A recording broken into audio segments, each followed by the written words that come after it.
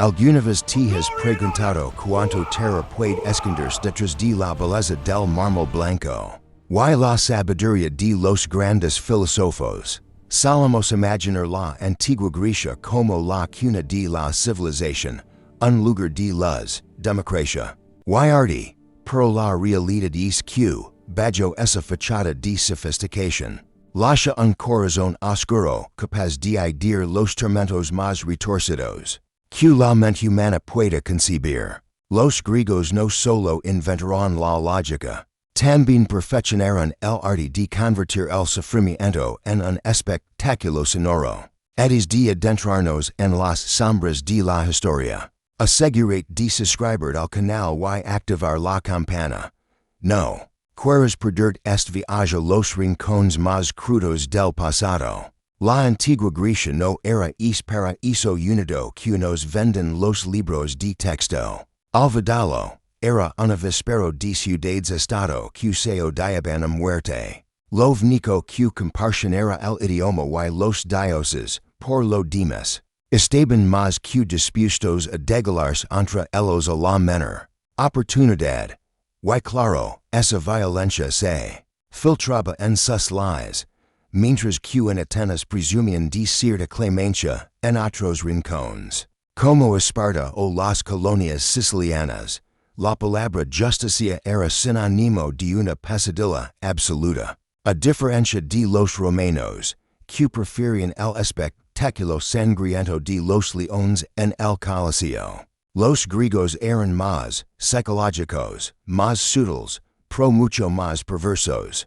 Hay una historia que destaca por encima de todas. Una que incluso a los verdugos romanos les habría causado envidia. Viajemos al siglo VI antes de Cristo, a la colonia de Acragas, en Sicilia. Allí gobernaba un tirano llamado Phalaris, un hombre cuya crueldad no conoció límites un día. Su escultor de confianza, Pirilo, se presentó ante él con un regalo, que desafiaba la razón, un enorme buey fundido en bronce, a simple vista. Parecía una obra de arte imponente, pero su interior escondía un secreto atroz. El buey estaba hueco, con una trampilla lateral desiguada para que un hombre adulto cupiera perfectamente en su vientre. El plan de Pirilo era tan brillante como macabro. Una vez que la víctima era encerrada y el cerrojo echado, se incendia.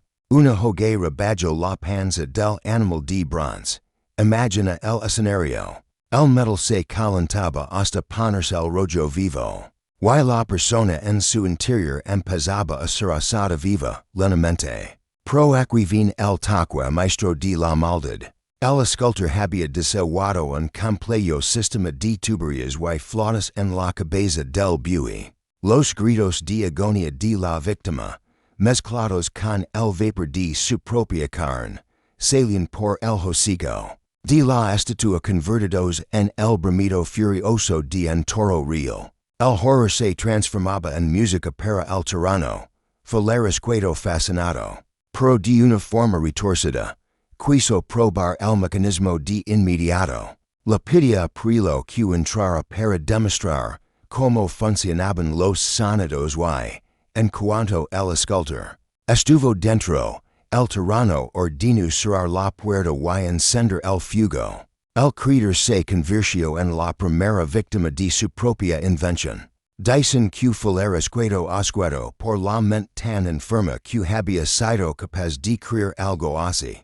Y aunque saque Pirilo antes de que muriera quemado, solo lo hizo para arrollarlo por un acantilado poco después. Sin embargo, es supuesto. Asco no le impidió usar el buey de bronce una y otra vez contra sus enemigos. Al final, el karma hizo su trabajo.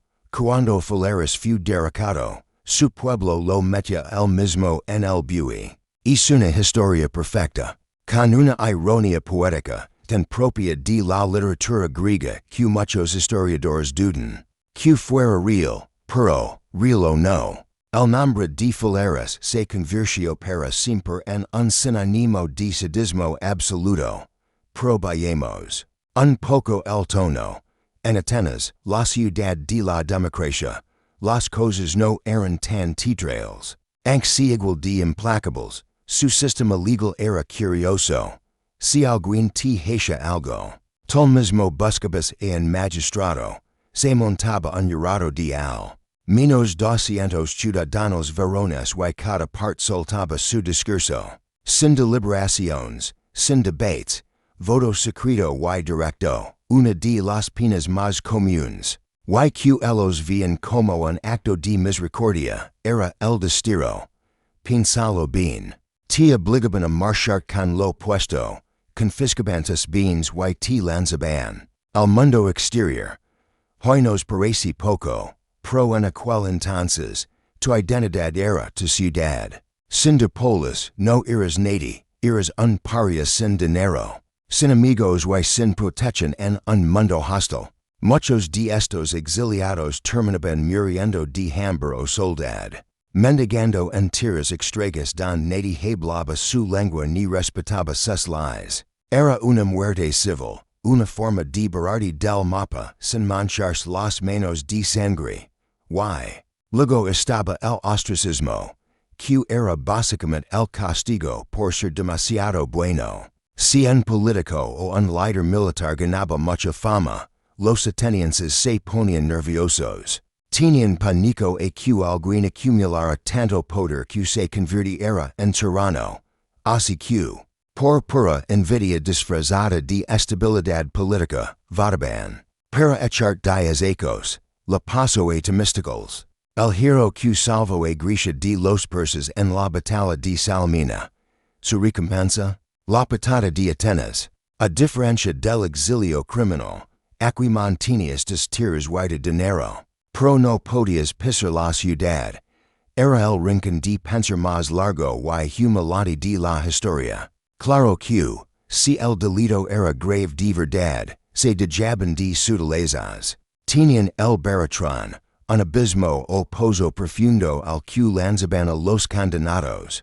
Esa escena de la película 300 don tiran el mensajero al pozo tiene una base real. Aunque se usaba más como ejecución o para deshacerse de los cadáveres, de los traidores, también practicaban el tímpano, una forma temprana de crucifixión donde te ataban a un tablón y te dejaban ali tirado, para que el sal, lost y el hambre hicieran el trabajo sucio, o simplemente dejaban que la multitud te moliera a palos. Con piedras, y no podemos olvidar la ejecución más famosa de todas, la de Sócrates. El filósofo lo condenaron por corromper a la juventud, lo cual es irónico viniendo de una sociedad con sus costumbres.